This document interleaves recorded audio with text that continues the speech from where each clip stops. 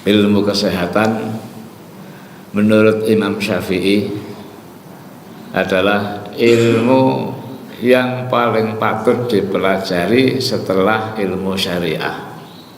Di mana Imam Syafi'i mengatakan, saya tidak tahu ilmu apa yang patut dipelajari setelah ilmu yang membahas tentang halal dan haram, kecuali ilmu yang membahas tentang kesehatan. Jadi ilmu tentang kesehatan ini menurut Imam Syafi'i ilmu yang paling patut dipelajari setelah ilmu syariah. Pertama ilmu syariah paling patut dipelajari, paling afdal. Yang berikutnya ilmu kesehatan. Sayangnya menurut Imam Syafi'i, baita anna ahlal kitab qad ghalabuna. Sayangnya ahlul kitab, orang-orang Nasrani dan Yahudi mengalahkan kita di bidang ini. Itu yang disayangkan. Sekarang lebih disayangkan lagi, ya, lebih disayangkan lagi sekarang ini. Ilmu kesehatan menjadi sesuatu yang bukan sekedar untuk menyehatkan, tetapi ilmu kesehatan sudah menjadi ajang bisnis yang paling menguntungkan. Jadi sekarang ini kalau ada sesuatu tentang ilmu kesehatan, mahal harganya. Ilmunya dijual mahal, produk-produk tentang kesehatan dijual sangat mahal. Jadi kalau ada orang ketemu, wah ini sangat menyehatkan, langsung dijual mahal. Misalnya sesuatu modalnya cuma 5.000 dijual, wah ngapain dijual 10.000, ngapain dijual 20.000, jual 100.000, jual 500.000, jual 1 juta, walaupun modalnya cuma 5.000. Kenapa? Karena menyehatkan. Nah ilmunya juga begitu. Ilmu kesehatan menjadi ilmu yang paling dianggap paling mahal. Padahal ilmu kesehatan itu ilmu yang paling sederhana, sangat sederhana. Kalau kita kupas ilmu kesehatan sangat sederhana, dan cara menyehatkan juga sederhana. Apalagi buat mereka yang yakin bahwa kesehatan itu sumbernya dari Allah, penyakit datangnya dari Allah, kesehatan atau kesembuhan juga datangnya dari Allah. Ya, Rasulullah SAW ngajarin kita bahwa penyakit datangnya dari Allah. Penyakit datangnya dari Allah. Orang-orang ahlul kitab, orang-orang sekuler menisbahkan penyakit kepada selain Allah. Kalau sesuatu yang mestinya dinisbahkan kepada Allah terus kita pindah kepada pihak lain, apa yang terjadi? Apa yang terjadi? Syirik, menyekutukan Allah. Jelas akidah kita, akidah Ahlus Sunnah wal Jamaah, ya, Ahlus Sunnah wal Jamaah meyakini penyakit datangnya dari Allah. Lalu kita pindah, kita nisbahkan kepada yang lain. Bukan, penyakit bukan dari Allah misalnya. Kalau kita punya keyakinan penyakit itu dari binatang. Anehnya lagi zaman sekarang, hampir seluruh umat di muka bumi dibuat takut kepada sesuatu yang paling kecil di dunia, virus. Ya, sekarang ini manusia, para dokter takutnya dengan virus mengalahkan takutnya kepada macan. Takut kepada virus mengalahkan takutnya kepada ular. Lebih takut kepada virus mengalahkan takutnya kepada Allah Subhanahu wa ta'ala. Dimana kalau berhadapan dengan virus, sampai badan ini semuanya dibungkus 100%, betul enggak? Dibungkus 100% dan dibuat satu ajaran yang menyesatkan, dikatakan virus tidak bisa dibunuh. Virus tidak bisa dibunuh. Padahal kehidupan di dunia ini kehidupan siklus di mana antar makhluk, antar ciptaan Allah, antar binatang itu saling membunuh. Perhatikan binatang-binatang besar. Ya, kalau ada macan, macan makan binatang yang lebih besar dari macan, betul? Serigala, macan, ya, entah singa, harimau bisa makan sapi yang lebih besar. Antar binatang saling membunuh. Ada hubungan siklus. Kalau si A membunuh si B, B membunuh si C, C membunuh D, D membunuh E membunuh A. Ada hubungan siklus dalam kehidupan ini. Kalau si A kehidupannya bermanfaat untuk si C misalnya, maka si C bermanfaat untuk si E bermanfaat untuk D. Ada hubungan silang antar ciptaan Allah, ada hubungan saling melemahkan, ada hubungan saling menguatkan. Nah, antar binatang juga begitu, ya. Ada binatang yang kecil dimakan oleh binatang yang lebih besar. Jadi kalau orang-orang kafir mengatakan virus nggak bisa dibunuh, satu kesalahan besar. Bakteri nggak bisa dibunuh, satu kesalahan besar. Apalagi takut kepada virus melebihi takutnya kepada siapapun. Ya. Rasulullah Shallallahu Alaihi Wasallam bersabda, la adwa, la adwa. Apa itu artinya? Tidak ada penularan. Ini pada dasarnya, bukan mutlak ada penularan, tetapi pada dasarnya, ini ya, ilmu pada dasarnya la adwa, tidak ada penularan. Dalam hadis lain yang lebih sempurna, la adwa wala tayra, ya, wala tilawah. Tidak ada penularan. Itu yang paling mendasar. Tapi tetap Rasulullah juga mengatakan, kalau kau ketemu orang yang kena kusta, maka jagalah jarak sejarak 1 tombak. Bukan menjaga jarak yang mutlak, yang terlalu jauh, ya. Jaraknya cuma 1 tombak. Kemudian Rasulullah juga mengajarkan, kalau di daerah terjadi satu musibah, di daerah terjadi satu wabah, di mana daerah situ menyebar penyakit, maka petunjuk Rasulullah, yang ada di kampung itu atau yang ada di daerah itu jangan keluar, dan yang ada di luar daerah situ jangan masuk. Nah, jangan keluar ini juga merupakan indikasi nggak usah takut. Gak usah takut. Bahkan dalam petunjuk lain Rasulullah mengatakan, begitu terjadi musibah, begitu terjadi wabah penyakit, maka Allah akan melindungi ahlul masjid.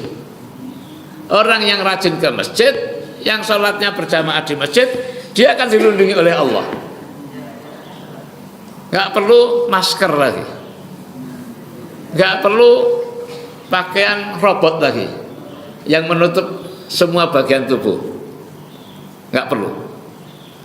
Ini mohon maaf bagi yang pakai masker, khususnya waktu sholat, saya sampaikan jangan pakai masker waktu sholat. Untuk laki-laki, kalau untuk ibu-ibu tidak masalah, karena Rasulullah juga mengatakan, ya, maaf, saya agak lupa sedikit matanya.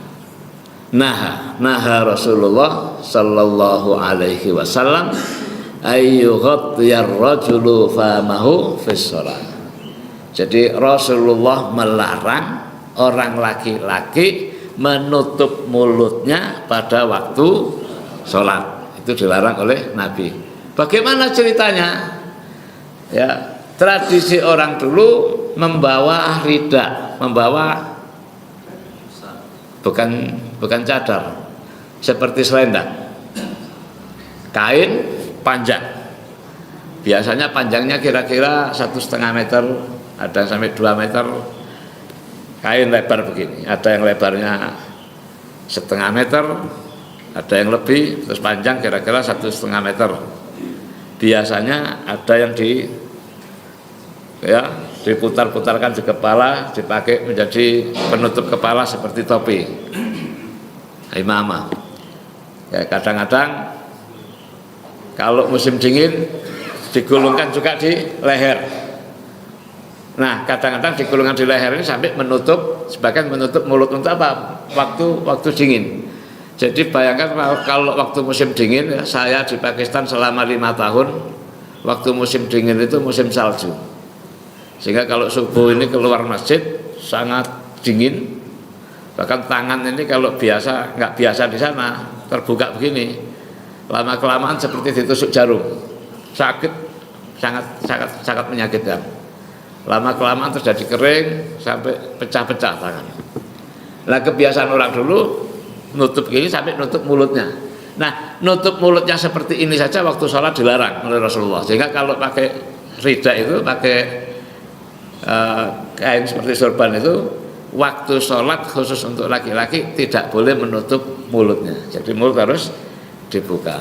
Nah, Bapak dan Ibu sekalian, hadirnya masker juga satu musibah tersendiri.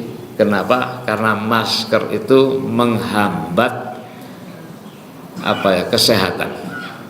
Bagaimana kok menghambat kesehatan? Udara yang dihirup oleh manusia penuh dengan oksigen.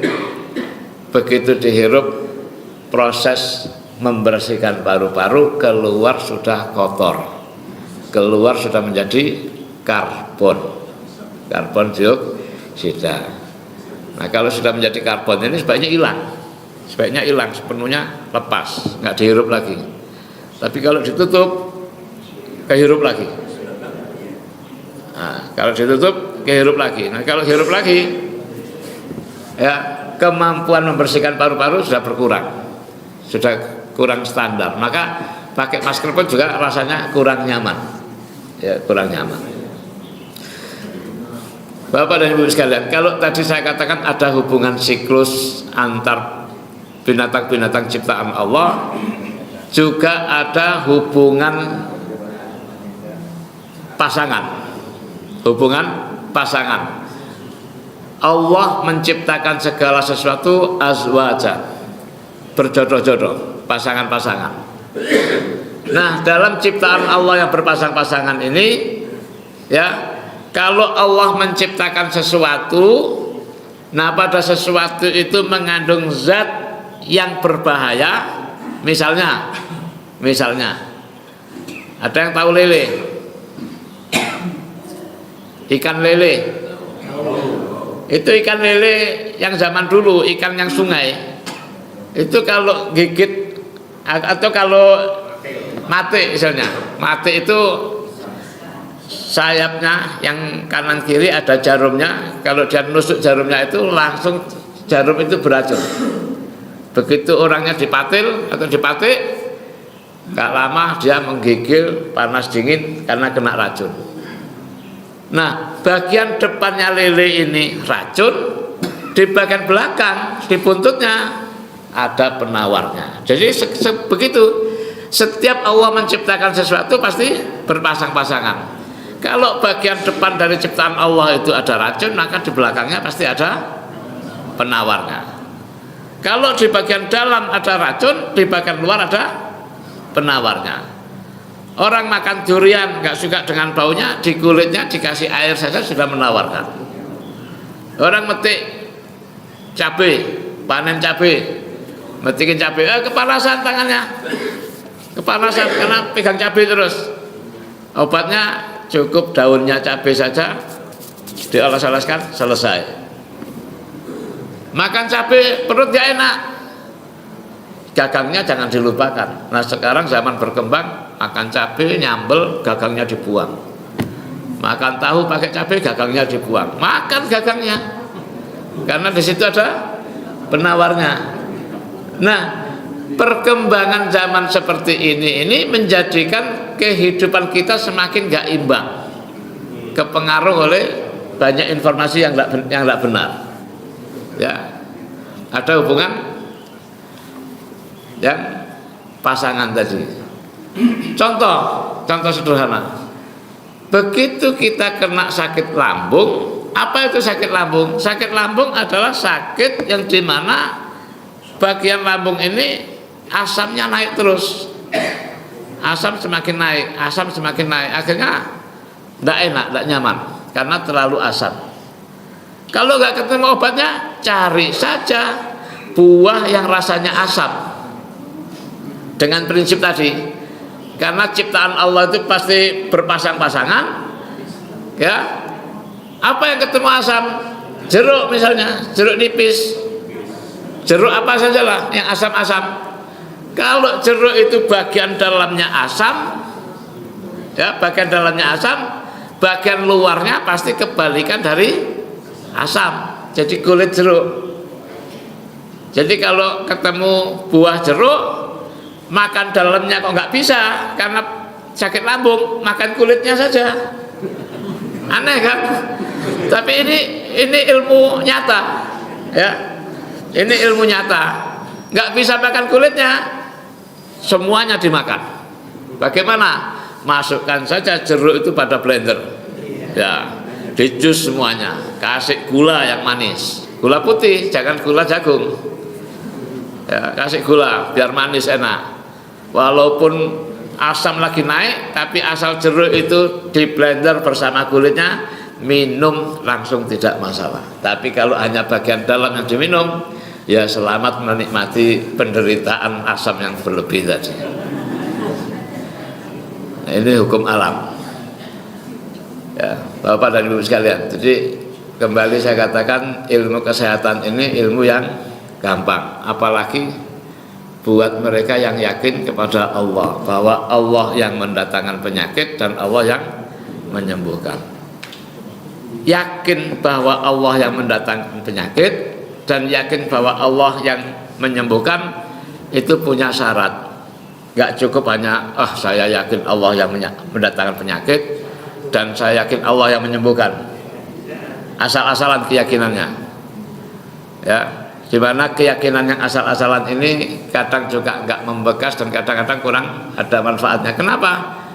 Karena yang yakin hanya mulutnya. Sementara syarat iman itu mempunyai 3 faktor, 3 unsur. Pertama, keyakinan itu harus diyakini dalam hati. Dalam bahasa ilmunya dikatakan at-tasdiq bil qalbi. At-tasdiq bil qalbi, meyakini dalam hati, yakin sepenuhnya. Penyakit dari mana? Dari Allah. Kesembuhan dari Allah. Meyakini penyakit dari Allah, datang penyakit, apa langkah kita? Kalau yakin penyakit datangnya dari Allah, begitu datang penyakit nggak boleh panik. Karena panik merupakan tanda nggak yakin penyakit dari Allah, ya. Panik, bingung, itu tanda kita mengingkari bahwa penyakit dari Allah. Ada serangan penyakit, nggak bisa nafas, tenang. Serangan jantung, tenangkan diri. Dan menenangkan diri bagian dari obat. Maka langkah saya dalam mengobati selalu menenangkan. Siapapun berobat ke saya, selalu saya tenangkan. Seberat apapun penyakitnya, saya katakan kecil. Seberat apapun. Kenapa? Kenapa saya katakan kecil? Karena Allahu Akbar. Hanya Allah yang maha besar. Kalau kita sudah tahu bahwa Allah maha besar, maka selain Allah kecil. Allahu Akbar, hanya Allah yang maha besar. Selain Allah kecil. Yahudi kecil, Israel kecil. Tapi orang yang bersama Allah besar. Palestina besar. Penduduk Gaza besar. Kenapa? Karena bersama Allah. Tapi yang enggak bersama Allah kecil. Dan yang paling besar adalah Allah, Allahu Akbar. Dan orang yang bersama Allah mulia, agung. Orang yang bersama Allah dan orang yang hanya takut kepada Allah Allah akan menjadikan segala sesuatu takut kepada orang yang hanya takut kepada Allah. Jadi kalau kita hanya takut kepada Allah, penyakit akan takut kepada kita, binatang akan takut kepada kita. Kalau kita hanya takut kepada Allah, sekiranya muncul ular, maka ular takut kepada kita. Kalau kita hanya takut kepada Allah, kalau datang macan, datang anjing, maka anjing, macan takut kepada kita. Itu petunjuk Nabi. Siapapun yang hanya takut kepada Allah, maka Allah akan menjadikan segala sesuatu akan takut kepadanya. Ya. Termasuk jin takut kepadanya. Binatang-binatang takut. Hanya saja umumnya manusia yang paling tidak mengerti. Jadi begitu Allah menciptakan seseorang ditakuti oleh segala sesuatu yang ada di muka bumi, hanya manusia yang tidak mengerti, yang nggak bisa melihat. Tetapi seluruh makhluk ya akan bersikap seperti itu, bersikap sebagaimana yang kodratnya. Nah, jadi berhubungan dengan penyakit ini tidak perlu kita risau dengan penyakit. Penyakit datang, bukannya kok begitu datang penyakit langsung cari dokter. Ini satu kesalahan besar. Ya, satu kesalahan besar. Begitu datang penyakit langsung cari dokter. Di mana dokter? Datang penyakit langsung, mana obatnya? Mana obatnya? Sudah begitu obatnya obat yang haram. Musibah. Bagaimana ceritanya kok obatnya haram? Coba baca, ya, pelajari logo farmasi. Logo farmasi, pernah lihat? Apa? Ular itu yang melilit. Yang dililit apa? Gelas arak, gelas wine dalam bahasa Inggrisnya. Ya, gelas untuk wine. Wine itu minuman keras. Jadi farmasi, ya, atau dunia kedokteran, ya, dunia kedokteran, farmasi ini satu disiplin ilmu yang khusus membidangi tentang obat, peracikan obat dan berbagai hal tentang obat. Dalam dunia farmasi, dalam dunia kedokteran diberi logo gelas arak, gelas yang kakinya lebar, kemudian kecil, penyangganya kecil ke atas, kemudian gelasnya melingkar kayak mangkok kecil. Itu gelas arak, simbol dari orang-orang kalau mabuk. Jadi di Amerika, di Eropa, dan di Australia khususnya yang penduduknya rata-rata orang-orang barat, orang kulit putih, itu gelas itu sudah menjadi gelas simbol, ini gelas untuk orang-orang mabuk. Apa artinya? Artinya obat-obatan kimia itu dibuat dari berbagai jenis narkoba. Jadi obat-obat kimia dibuat dari berbagai jenis narkoba. Maka perhatikan, seluruh toko obat di barat ditulisnya drug store, betul nggak? Ya, ditulisnya drug store. Apa itu drug? Drug itu narkoba. Store, toko. Jadi toko obat di luar namanya drug store. Apa? Toko narkoba. Hanya di Indonesia diperhalus, dinamakan apotek. Apotek bukan terjemahan dari toko obat. Apotek itu dari bahasa Latin yang artinya gudang. Apotek itu artinya gudang penyimpanan.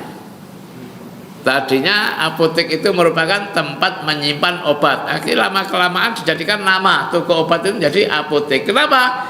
Karena kalau drugstore bahasanya diterjemahkan langsung ke bahasa Indonesia, orang pada takut. Kenapa? Toko narkoba. Orang nggak akan beli lagi obat. Nah, kemudian gelas arak ini dililit oleh ular, artinya itu simbol dari racun. Artinya obat-obatan itu terbuat dari berbagai jenis narkoba dan berbagai jenis racun. Nah, berbagai jenis narkoba dan berbagai jenis racun dipakai untuk ngobatin. Ya, petunjuk Nabi mengatakan bahwa racun itu haram dan racun tidak bisa menjadi obat. Racun tidak bisa menjadi obat. Petunjuk Nabi yang lainnya, Allah tidak menjadikan sesuatu yang haram menjadi obat. Ya. Sabda Rasulullah, innallaha lam yaj'al shifaakum fima hurrima alaikum. Allah tidak menjadikan kesembuhan kalian dengan sesuatu yang diharamkan untuk kalian. Nah, ini banyak orang yang dengan gampang mengatakan nggak apa-apa yang haram dimakan untuk obat karena darurat. Darurat apa? Dalam syariah Islam ukuran darurat itu mati. Jadi misalnya tersesat di hutan, lapar, ya lapar dan ukurannya wah ini kalau nggak makan bisa mati, karena kalau sudah lapar terlalu lapar mati, betul kan? Tersesat di hutan. Sementara cari kambing nggak ketemu, cari kicang nggak ketemu, cari ayam nggak ketemu, yang halal-halal nggak ketemu. Ketemunya cuma ular, misalnya. Ketemunya cuma babi, terpaksa makan babi darurat. Kenapa? Karena darurat itu ukurannya mati. Kalau nggak makan mati, ya terpaksa makan, itu darurat. Ini enggak, barang-barang haram darurat. Kenapa? Nah, nanti jadi sakit, itu bukan darurat. Ada lagi darurat yang lebih parah. Sudah kaya raya, punya rumah 5, punya mobil banyak, usahanya nggak berkembang kalau nggak utang ke bank, riba, naudzubillah. Kenapa darurat? Kalau nggak utang ke bank, nggak pakai riba, nggak dapat modal, itu bukan darurat. Ya, ukuran kalau usaha selama masih bisa makan, nggak ada darurat. Ini sekarang ukuran darurat ini terlalu dijual murah, darurat ini terlalu ringan. Hanya usaha melemah sedikit, utang bank, maka hidup nggak berkah. Ya, saya selalu menghubungkan penyakit dengan riba, dan itu memang fakta. Orang yang penyakitan selalu kena penyakit berat nggak sembuh-sembuh, banyak yang disebabkan oleh riba. Jadi saya kalau ngobatin orang dan dia cerita penyakitnya nggak sembuh-sembuh, sudah dibekam, sudah segalanya, berikutnya saya tanya, apa punya utang di bank? Punya, ya sudah, tobat dulu. Ya karena apa? Karena keyakinan yang menyembuhkan Allah. Yakin yang menyembuhkan Allah, tapi larangan Allah dilanggar. Ini namanya nggak yakin. Ya, Bapak dan Ibu sekalian. Nah, dalam kehidupan kita ini banyak hal yang sekarang sudah mulai terbolak-balik karena adanya konspirasi. Kalau tempo hari saya jelaskan kopi itu sehat, menyehatkan, dan kalau kegemaran ulama, ternyata kopi sudah dialihkan informasinya, ya, dibuatkan sesuatu kopi yang palsu, sehingga sesuatu yang palsu ini menjadi standar, sehingga kopi yang asli pun terbawa oleh standar yang palsu ini. Nah, dalam kehidupan kita banyak hal yang seperti itu. Salah satunya lalat yang belum saya ceritakan kemarin. Ada apa dengan lalat? Lalat itu sehat dan menyehatkan. Lalat itu makhluk ciptaan Allah yang paling unik di dunia ini, selain nyamuk. Di mana Allah sampai bersumpah, ya, Allah menyebutkan, hai manusia, dalam surat Al-Hajj ayat 73, surat Al-Hajj ayat 73, Allah mengatakan, wahai manusia, sekiranya siapapun yang kalian kagumi selain Allah di muka bumi, siapa yang kita kagumi atau yang dikagumi oleh manusia? Ini khitabnya manusia secara umum. Yang dikagumi pasti satu Amerika, kedua Jerman, ketiga Prancis yang ahli teknologi semuanya, mungkin keempat Italia, mungkin Jepang, Korea, betul tak? Ahli-ahli teknologi. Allah menyeru, wahai manusia, ya ayuhan nas, dzuriba masal, dibuat perumpamaan. Ada apa? Innal ladzina tad'una min dunillah, sesungguhnya siapapun yang kalian seru selain Allah, artinya siapapun yang kalian kagumi selain Allah, wa la yakhluqu dzubaban, tidak akan bisa menciptakan lalat, walau istama'ulah, dan sekira mereka kumpul bersama untuk menciptakan lalat, nggak akan bisa. Saya nggak heran dengan perumpamaan ini. Tapi yang berikutnya, kata-kata berikutnya, jangankan menciptakan lalat, kalau sekiranya lalat mengambil sesuatu dari mereka, mereka tidak bisa merebutnya kembali. Di sini letak rahasianya. Kalau menciptakan lalat pasti nggak bisa. Tapi ini yang aneh, sekiranya manusia di seluruh muka bumi ini bersatu, walau istama'ulah, bersatu untuk menciptakan, nggak bisa. Jangan kalau menciptakan, sekiranya lalat mengambil sesuatu dari mereka, maka mereka tidak bisa merebutnya kembali. Wa iyaslubhumudz dzubab syai'an la yastanqidhuhu minhu dha'ufat talib wal matlub. Melemahlah seluruh pihak, melemah, ya, at-talib wal matlub, antara yang dicari dan yang mencari. Apa maksudnya? Ibu-ibu sekalian, bapak sekalian, alhamdulillah saya ceritakan, saya sarjana elektronik. Jadi saya belajar elektronik secara akademis. Di dunia ini penemuan paling top itu penemuan elektronik, diantaranya komputer. Bapak kalau punya yang namanya micro SD, apa itu micro SD? Memori yang dimasukkan ke HP, tebelnya 1 mili, lebarnya 1 cm, panjangnya paling 12 atau 13 mili, betul? Kalau ditimbang cuma berapa gram? Yang 64 atau 128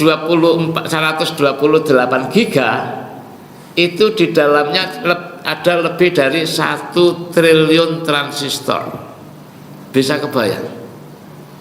1 triliun transistor. 64 giga kalikan setiap 1 byte 64 giga itu artinya 64 miliar karakter.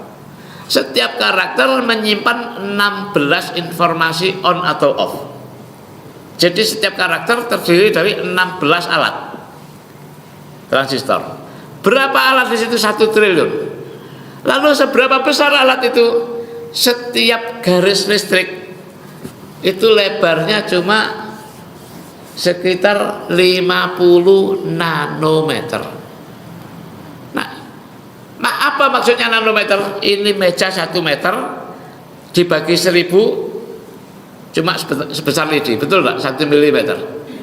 1 milimeter dibagi 1000 1 mikrometer. 1 mikrometer dibagi 1000 1 nano. Nah, itu alat itu dihubungkan oleh listrik, di mana jalurnya itu menggunakan emas semuanya. Ya, jalurnya itu cuma sebesar 50 nanometer. Bisa dilihat mata? Nggak bisa. Mikroskop biasa nggak bisa melihat. Mikroskop elektron, mikroskop kalau yang agak mahal bisa melihat jaringan-jaringan itu, tapi tetap akan ruwet. Ini Allah mengatakan kalau sesuatu diambil oleh lalat, manusia nggak bisa merebutnya kembali.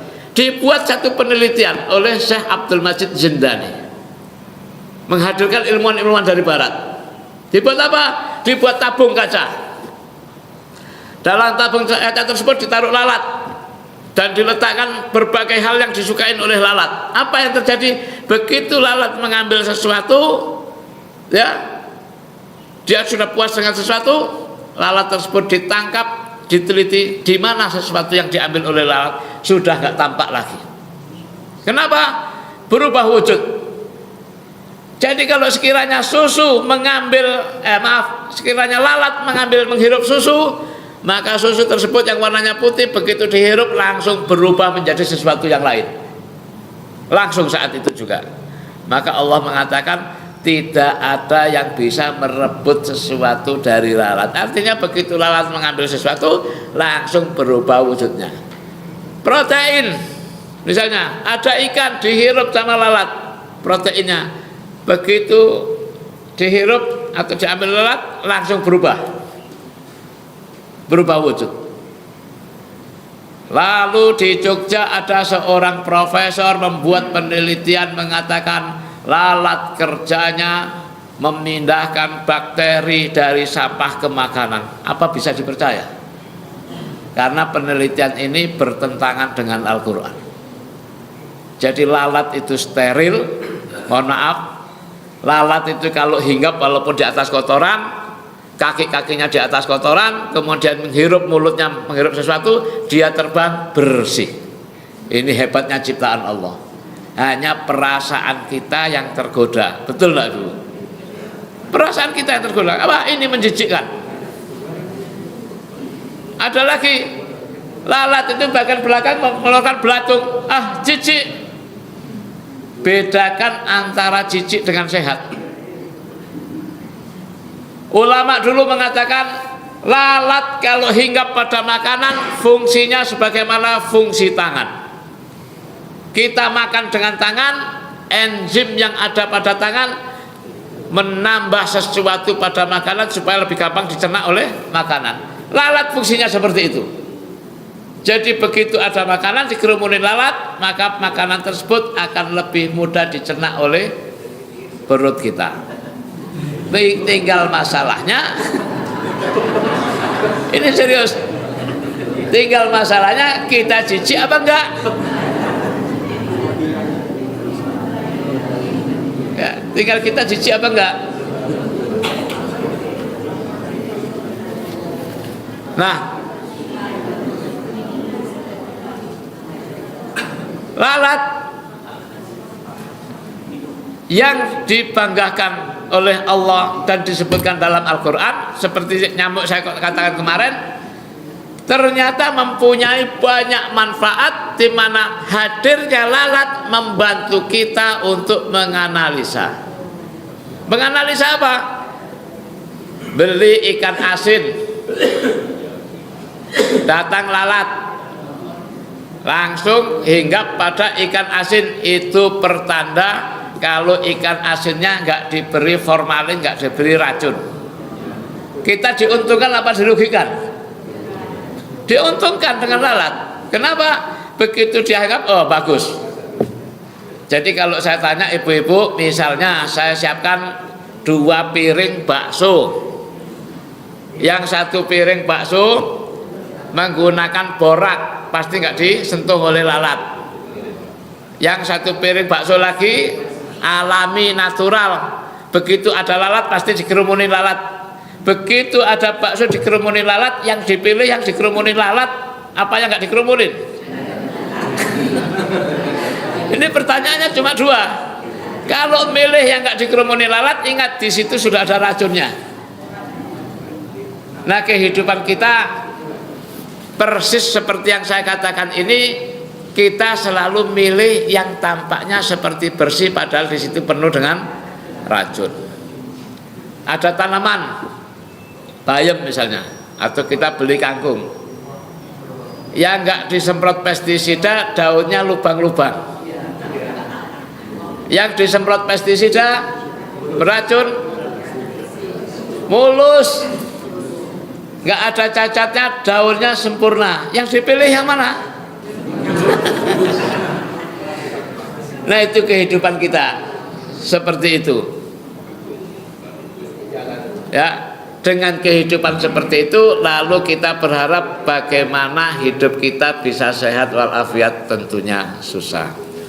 Bapak dan Ibu sekalian, bicara tentang kesehatan, banyak hal yang kadang-kadang menjadi sesuatu yang kita sepelekan. Contoh, orang berharap hidupnya sehat tapi disiplin dalam kehidupan islaminya gak terperhatikan. Ini juga susah. Misalnya masuk kamar mandi atau WC. Masuk kamar mandi atau WC pakai doa dan tidak pakai doa beda. Di mana masuk kamar mandi atau WC pakai doa menyelamatkan kita dari berbagai penyakit, nggak pakai doa potensi menghadirkan penyakit. Masih bingung dari mana ceritanya? Rasulullah ngajarin kita doa masuk WC. Apa doanya? Allahumma inni a'udzubika minal khubuthi wal khaba'ith. Betul enggak? Apa artinya? Ya Allah, aku berlindung kepadamu dari apa? Dari khubus. Apa itu khubus? Khubus itu jamak dari khobis. Apa itu khobis? Kalau khobis satu, kalau khubus banyak. Apa itu khobis? Khobis itu kata subjek dari kejelekan, artinya pelakunya. Dikatakan khobis kalau orang itu suka mengerjakan hal-hal yang hina. Misalnya suka menghina orang, ya, suka mencederai orang. Orang yang suka mencederai orang yang suka membuat kejahatan buat orang lain, orang yang suka berbuat jelek dikatakan khobis. Khobis. Dalam bahasa Arab ada jamak namanya khubus. Lalu apa khobais? Kalau khobis itu laki-laki, perempuannya khobisah. Perempuan yang mengerjakan kejelekan, khobisah. Apa jamaknya khobisah? Khobais. Maka terjemahan Allahumma inni a'udzubika minal khubuthi wal khaba'is itu terjemahan yang pasnya, ya Allah, aku berlindung kepadamu dari setan-setan laki-laki, pelaku-pelaku kejahatan yang laki, dan pelaku-pelaku kejahatan perempuan. Makanya terjemahnya, aku berlindung kepadamu dari setan laki-laki dan setan-setan perempuan. Apa hubungannya dengan kamar mandi? Begitu kita masuk kamar mandi atau WC, lalu kita berdoa kepada Allah, Allah membuat pakaian pengganti yang kita lepas. Kita mandi pakaian dilepas semuanya, telanjang bulat, betul nggak? Di situ pusatnya setan. Setan akan menikmati, ini ada hiasan gratis, pemandangan gratis, ya.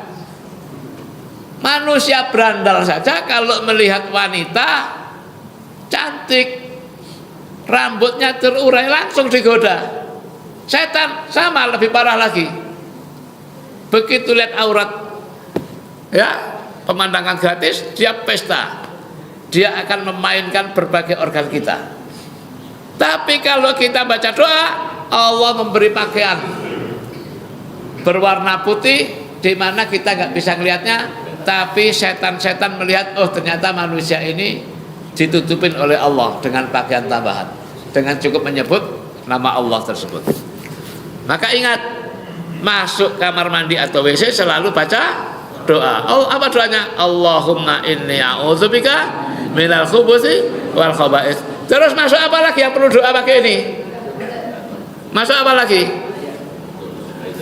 Masuk toko modern. Masuk toko modern itu banyak racun. Jadi kalau masuk toko-toko modern, paham toko modern? Nah, yang namanya ada al apa, ada indo apa. Masuk ke situ jangan lupa baca Allahumma inni a'udzubika minal khubuthi wal khaba'is. Kenapa? Jangan beli barang di situ, beli di tetangga. Jadi kalau masuk ke situ untuk kencing nggak masalah. Masih bingung bapak-bapak? Ya, itu sebab penyakit diantaranya masuk kamar mandi atau WC tanpa membaca doa. Apalagi yang menyebabkan penyakit? Makan lupa baca bismillah atau makan pakai tangan kiri. Di mana Rasulullah mengatakan, ya, makanlah dengan tangan kanan kalian. Kenapa? Karena setan makan dengan tangan kirinya. Jadi kalau ada manusia, ya, yang melihat hidangan, misalnya ini hidangan, kemudian dia membaca bismillah, bismillahirrahmanirrahim, setannya nggak bisa ikut makan kalau makan dengan tangan kanan. Tapi dia lupa, dia baca bismillah, bismillahirrahmanirrahim, makannya pakai tangan kiri, setan tetap ikut makan. Makanan tersebut direbut oleh setan. Apa hubungannya dengan badan? Setiap manusia punya banyak setan. Dalam bahasa istilahnya korin. Seminim-minimnya ada 1 korin, tapi kadang-kadang banyak korin. Ada yang sampai 10, ada yang sampai 100 korinnya, ada yang sampai ribuan.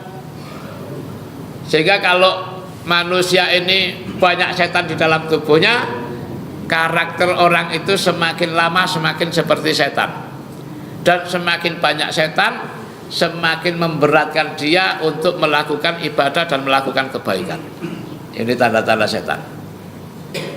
Jadi kalau semakin banyak setan dalam tubuh manusia, setan itu semakin berpengaruh terhadap segala kehidupan, baik perilaku maupun kinerja organ. Perilaku maupun kinerja organ. Maka salah satu cara untuk menyehatkan adalah menjaga seluruh makanan dan minuman agar waktu makan dan minum pakai tangan kanan dan membaca bismillah.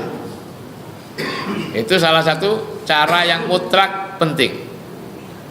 Ada satu riwayat menceritakan tentang 2 sahabat setan yang bertemu. Yang satu setan besar digambarkan dalam hadis tersebut. Setan itu besar sebagaimana besarnya onta. Bisa membayangkan onta. Onta itu lebih besar dari sapi, lebih tinggi dari sapi, lebih besar dari sapi. Setan yang besar ini jumpa dengan sahabatnya yang kecil seperti burung, digambarkan di situ. Yang besar ini setan besar seperti onta, yang kecil seperti burung. Lalu yang besar tanya kepada yang kecil, "Wahai teman, kenapa kau sekarang jadi kecil padahal dulu kau besar?" Jadi setan ini beda dengan manusia. Setan ini bisa membesar, bisa mengecil. Ya. Setan yang banyak makan makanan yang disajikan oleh manusia, dia membesar. Tapi kalau dia nggak dapat nutrisi, dia mengecil, kempes. Jadi setan bentuknya bukan seperti manusia. Kita nggak ada yang tahu. Bentuknya setan jin kita nggak ada yang tahu. Seperti manusia, jangan ngomong gitu. Karena Rasulullah juga menyampaikan, siapapun yang mengatakan dia tahu bentuknya setan dalam bentuk yang sebenarnya, maka dia telah syirik. Ya, orang yang mengatakan dia tahu bentuknya jin atau setan, dia syirik. Karena hanya Allah yang tahu bentuknya. Nah, setan atau jin yang mendapatkan nutrisi dia membesar, dia nggak mendapat nutrisi mengecil. Setan-setan yang ada pada manusia, begitu manusia itu makan lalu lupa membaca bismillah, jadi setan yang kecil tadi dia menjawab, "Saya sekarang ditugaskan ikut orang muslim. Setiap kali orang yang saya ikuti makan, dia baca bismillah, saya nggak kebagian makanan. Saya goda dia sampai dia lupa sudah nggak baca bismillah. Tapi tiba-tiba begitu dia makan sudah hampir selesai, dia ingat. Maka dia membaca bismillah awwalu wa akhiru, atau min awwalihi ila akhiri. Maka apa yang sudah saya katakan termuntahkan semuanya, sehingga saya menjadi seperti ini." Itu ceritanya setan yang ketemu antara 2 setan yang besar dan kecil. Nah, kehidupan kita ini akan menyumbang setan semakin gemuk atau semakin kecil. Maka saya katakan, bagi siapapun yang kehidupan setan di dalam tubuhnya membesar, menguat dengan karakter, dengan tanda-tanda karakter, maka jangan lupa mandi hujan. Seperti yang saya jelaskan tempo hari. Manfaat mandi hujan diantaranya wa yudhiba ankum rijza syaitan. Kira-kira begitu. Nah, jadi Bapak dan Ibu sekalian, dari apa yang saya ceritakan ini artinya kalau ingin sehat, hindari segala obat yang haram, hindari. Untuk hidup sehat tidak harus mahal. Untuk hidup sehat banyak cara yang sederhana, yang murah. Kira-kira begitu. Ya, baik, saya pikir cukup sampai di sini. Terima kasih. Wassalamualaikum warahmatullahi wabarakatuh. Waalaikumsalam.